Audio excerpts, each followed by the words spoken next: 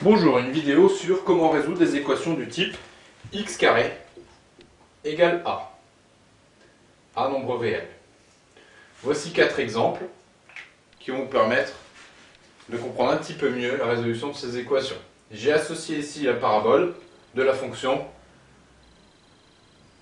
x carré pour vous aider à illustrer la résolution de ce système. Alors on se propose de déterminer les endroits où x carré, c'est-à-dire la parabole, est égal à 4. Donc cette parabole, elle est égale à 4, ici et ici, bien évidemment. Donc, quels sont les deux antécédents de 4? On s'aperçoit ici qu'il y a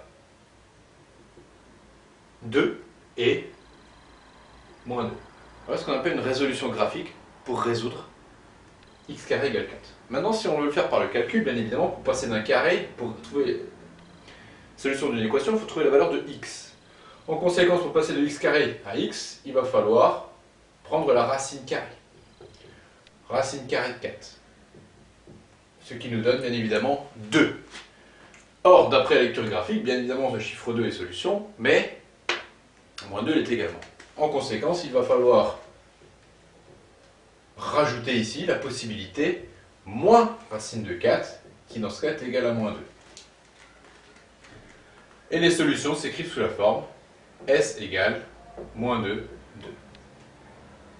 Faisons le même travail cette fois-ci avec 1. Quand est-ce que la parabole est égale à 1? On le voit ici et ici.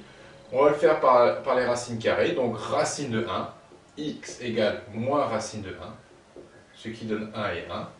1 et moins 1, pardon. Corroboré ici par le graphique, effectivement, il y a deux antécédents à la valeur 1. La parabole vaut 1 à ces endroits-là, donc les solutions sont 1 et moins 1. Ce qui s'écrira sous la forme S égale moins 1,1. Cas particulier, quand est-ce que la parabole vaut moins 2? Ici c'est très clair. Moins 2, c'est la valeur qui est ici. Quand est-ce que la parabole vaut moins 2? Jamais, puisqu'un carré est toujours positif. On ne pourra pas prendre la racine carrée de moins 2. En conséquence, la solution s'écrira ici, ensemble vide. Et dernier cas particulier, on se pose la question de savoir quand est-ce que la parabole vaut 0, quand est-ce que x carré vaut 0. Et bien cette parabole, elle vaut 0 à un unique endroit, lorsque x vaut 0.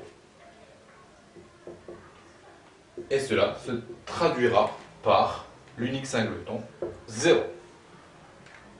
Voilà comment résoudre des équations du type x carré égale a. Ne pas oublier toujours d'avoir la parabole en tête.